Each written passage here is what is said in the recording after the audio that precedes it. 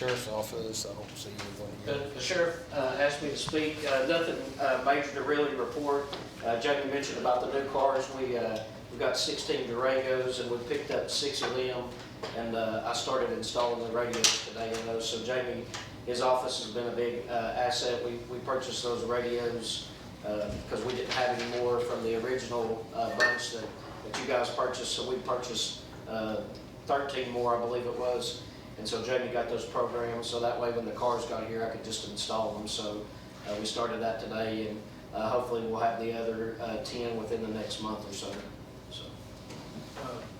Corey, can you talk a little bit about the staffing needs at HCSL right now? I mean, how many vacancies you guys have? I do know there's vacancies. I don't have a number off the top of my head. That would be something that Chief Allen or Sheriff Lawson would have, but I know there is vacancies in every division. So are you continuing to see turnover right now? Can I comment? Yeah. We had one, today's his last day, and so it's still happening. So when they resign, they leave, what are the reasons that they're giving to you guys that they're leaving? The biggest thing would be, I would say, salary pay, because they're going to other places, where they're getting more money per hour, getting insurance paid.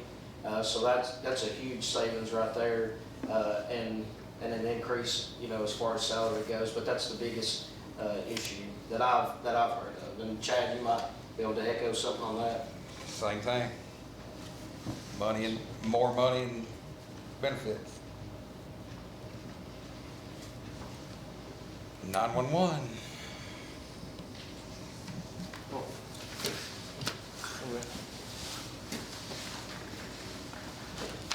Each one of you should have in front of you our 2023 annual report. Just to mention some things real quick on it. During 2023, we fielded 91,817 emergency and non-emergency phone calls. We dispatched about 54,000 calls for service.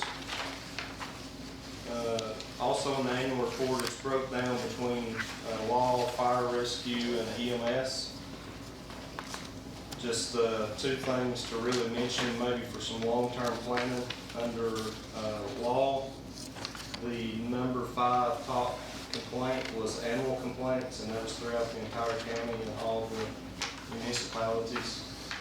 And a lot of the law enforcement's hands are tied on that because there is no animal control for the unincorporated part of Hawkins County.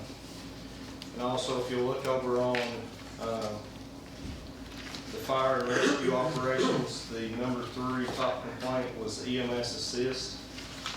So if we look at any long-term planning, maybe some quick response vehicles, maybe some more first response vehicles similar to how Mount Carmel's doing, that would drastically help out our fire departments, because they're spending a lot of their funding on really non-fire related calls. Then you have your EMS operations. There's a lot of useful information in here, so if you have any questions on it, once you look through it, just give me a call, and I'll be happy to answer any of those. Our ARPA fund update, the Aptec radio console has been built and it's currently in Knoxville. They are waiting on a radio interface cable to install the entire system here at the 911 center. The mobile 911 center is still pending. We've had some other projects going on, so with limited staff, it's just hard to try to manage all those projects at once. So it is still pending.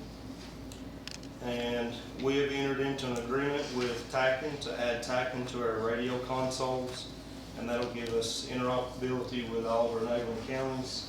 And then when EMS gets their TACN radios installed in all the units, that'll give us redundant radio service with them. And I ain't sure if we've had a meeting since, but Josh Ball has come on board with us as our full-time systems administrator, and I'll let him give you an update on the RAID mobile safety.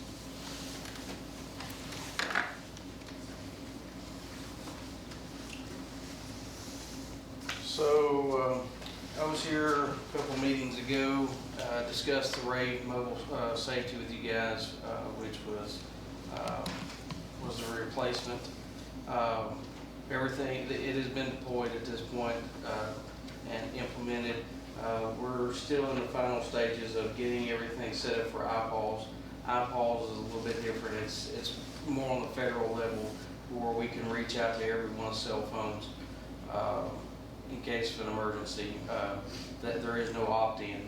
What we're currently doing now is the opt-in process, which was the same as the other program before.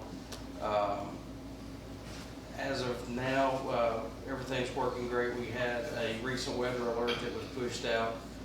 We've been very careful trying to set this up where we're not interrupting people on a continuous basis. We want them to continue to keep using this application and not being pestered too much with overuse of the system. We also use the system for Holston Electric. They requested that we send out a notification to all citizens that had opted into this for power usage to try to cut back on that. We was able to send out over 321 texts, successfully 779 emails. We was able to reach over 5,000 via voice calls.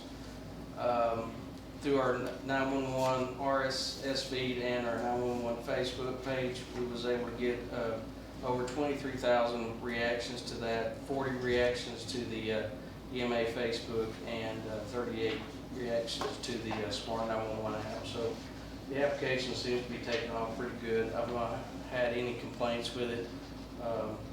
And we've got currently signed up over 900 users. We probably, since the storm came along, we've had over 300 sign up in the last week. So the word's getting out. It seems like the citizens are really receptive of it and they're enjoying it. So it's been a nice piece thus far. You guys have any questions on that?